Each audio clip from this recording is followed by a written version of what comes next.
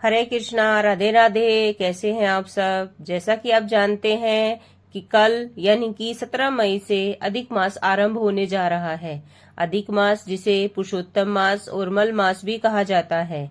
आइए जानते हैं कि अधिक मास यानी कि पुरुषोत्तम मास कब बना, कैसे बना और इस महीने में हमें क्या क्या सावधानियां बरतनी चाहिए और क्या करना चाहिए और क्या नहीं करना चाहिए।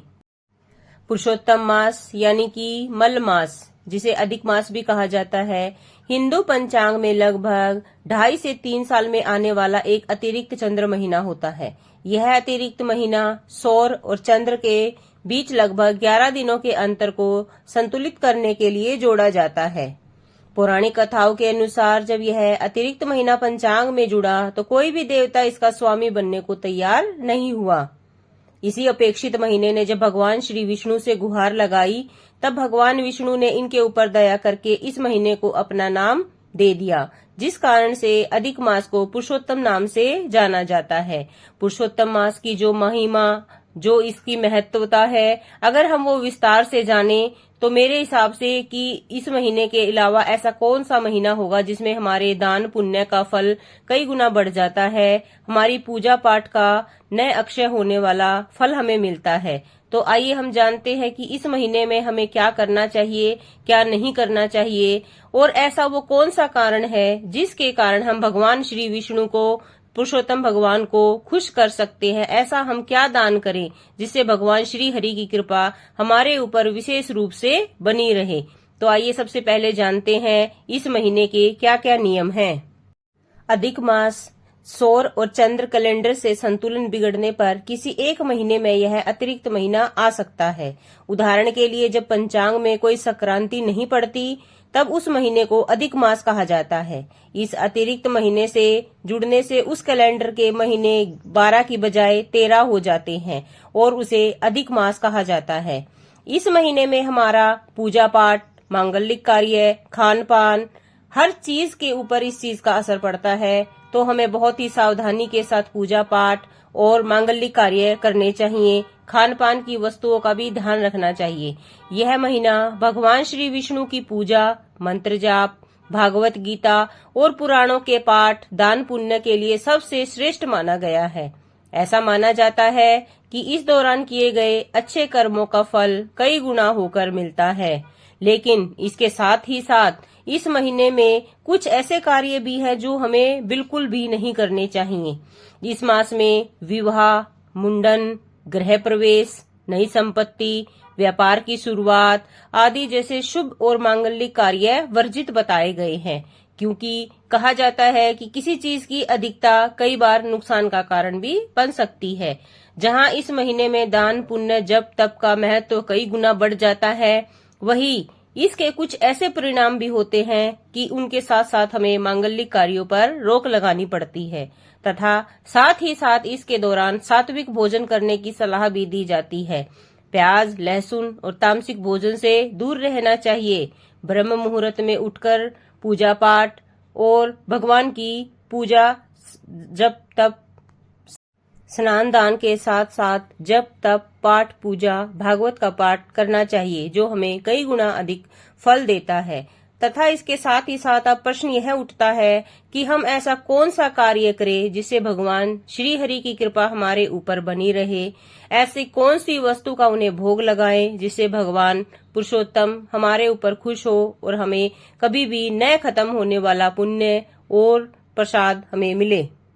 ऐसे तो कहा जाता है कि भगवान श्री हरि हमारे भक्ति भाव से ही हम पर रीझ जाते हैं और प्रसन्न हो जाते हैं और हमेशा हमारे ऊपर अपनी असीम कृपा बरसाए रखते हैं। लेकिन फिर भी शास्त्रों की कथाओं के अनुसार ये बताया जाता है कि पुरुषोत्तम मास में 33 मालपुए दान करने का विशेष धार्मिक महत्व है।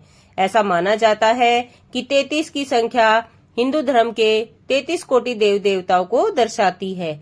यह दान किसी ब्राह्मण या किसी जरूरतमंद को कांसे के बर्तन में रखकर दिया जाता है, जो असीम पुण्य, सुख समृद्धि और मनोवांछित फल देने वाला होता है। शास्त्रों और पौराणिक मान्यताओं के अनुसार इस दान का बहुत अधिक गहरा महत्व है। 33 करोड़ देवी देवताओं की तृप्ति के अनुसार ये दान बताया गया है। मालपुए का यह दान सभी 33 देवी देवताओं को समर्पित होता है। हमारे शास्त्रों में बताया गया है कि हमारे 33 कोटि देवी देवता होते हैं और इन्हें प्रसन्न करने के लिए तरह तरह के भोग बताए जाते हैं। लेकिन अधिक मास की जो पुरुषोत्तम मास की जो महिमा है, उसमें अगर हम सिर्फ 33 मालपुए का बनाकर उनका भोग लगाकर भगवान को अगर समर्पित करते हैं तो उसी के आशीर्वाद से प्रभु इतने खुश हो जाते हैं कि सभी चीजों की हमारे ऊपर बारिश करते हैं। इससे प्रसन्न होकर सभी देवी देवता अपने उपासक को आशीर्वाद देते हैं। और साथ ही साथ हमारे पौराणिक कथाओं में ये बताया गया है कि 33 देवी देवता भी इसी प्रसाद से प्रसन्न हो जाते हैं। ये भी कहा जाता है कि 33 मालपुए का दान पृथ्वी दान के बराबर ही पुण्यदायी है। निर्णय सिंधु नामक ग्रंथ में बताया गया है कि विधि विधान से 33 मालपुए का दान करना पृथ्वी दान के समान ही फलदायी माना गया है।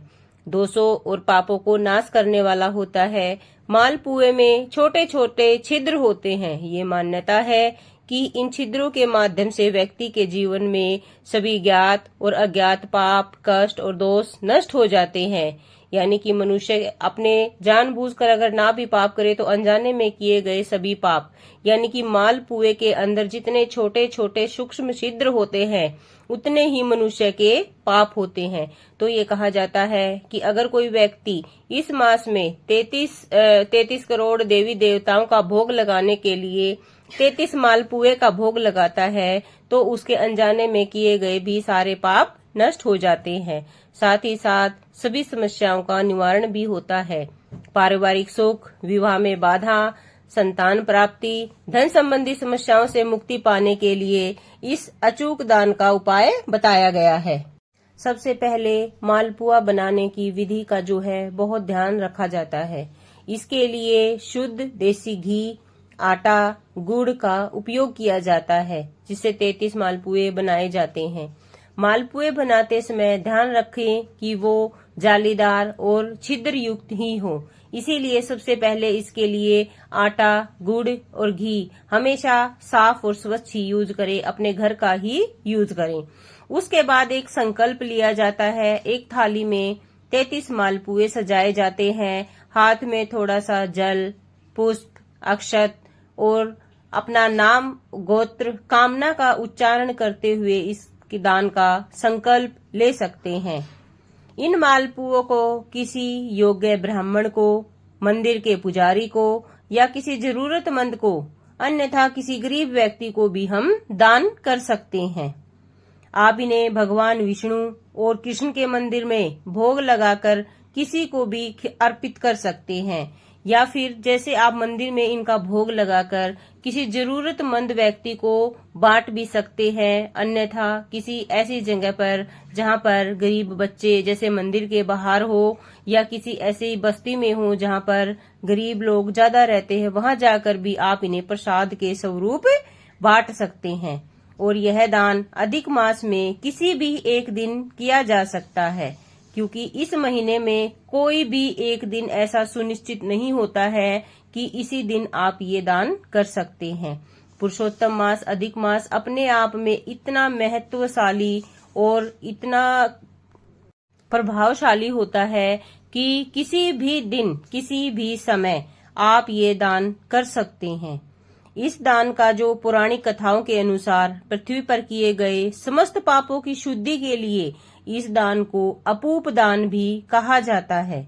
यह दान व्यक्ति को सांसारिक दोषों, पूर्वजों के ऋण और अन्य जाने अनजाने में किए हुए पापों से मुक्ति दिलाने में सहायता करता है। हिंदू धर्म में अत्यंत पवित्र और पुण्यदायी माना गया यह महीना, यह खासकर आमतौर पर दान, जप, तप, भगवान की भक्ति के लिए समर्पित होता है। मान्यता है कि इस दौरान किए गए छोटे से छोटे और बड़े से बड़े कार्य को कई गुना फल हमें प्राप्त होता है। इसलिए कहते हैं कि पूजा का फल कई गुना मिलता है, तो साथ ही साथ हमारे किए गए बुरे कर्मों का फल भी हमें कई गुना मिलता है। इसीलिए कहा गया है कि कोई भी कार्य बिना सोचे समझे, बिना विचार किए नहीं करना चाहिए, चाहे वह धर्म कर्म का कार्य हो या पाप पुण्य का कार्य हो। लेकिन जब तब दान जो है हमेशा बिना सोचे समझे ही करना चाहिए, जिसका हमें कई गुना अधिक पुण्य फल मिलता है।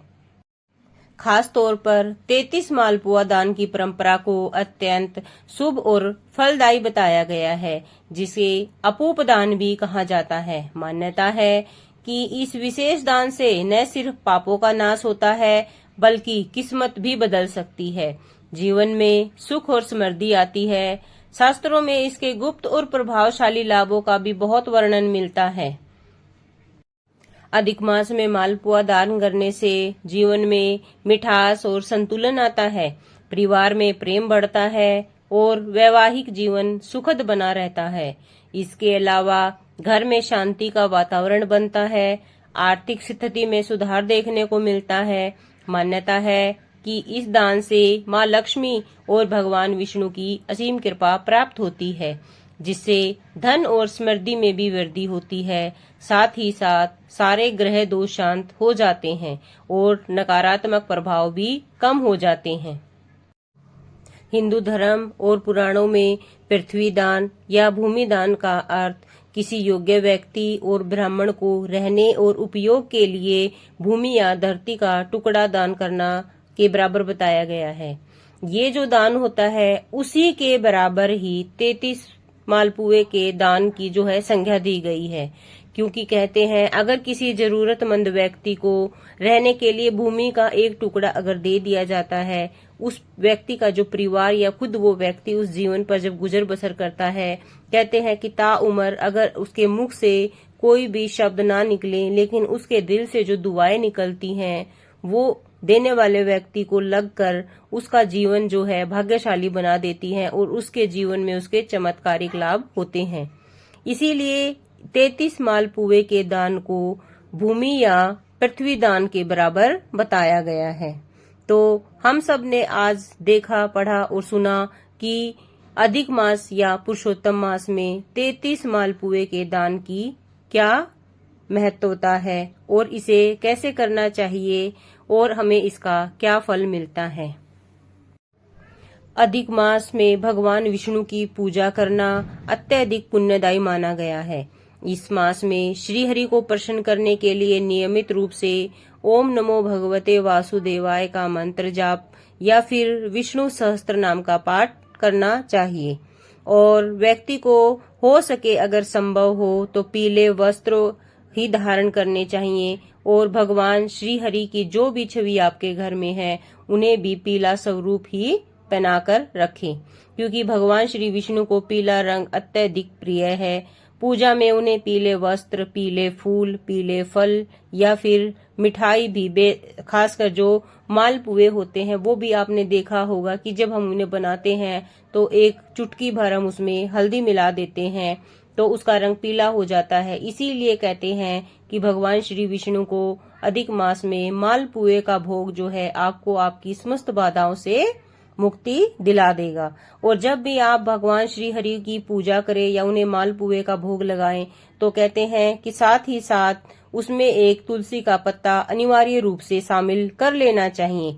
प्रातः स्नान के बाद तुलसी को जल चढ़ाएं और प्रार्थना और निवेदन करने के बाद एक तुलसी दलपत्र तोड़कर भगवान श्री हरि को समर्पित करना चाहिए। और अधिक मास में साथ ही साथ तुलसी की पूजा भी बहुत अधिक महत्व और प्रभावशाली बताई गई है, क्योंकि तुलसी भी भगवान विष्णु को अत्यधिक प्रिय है और साक्षात माँ लक्ष्मी का स्वरूप बताया गया है। आज की ये जानकारी बस यहीं तक। राधे राधे।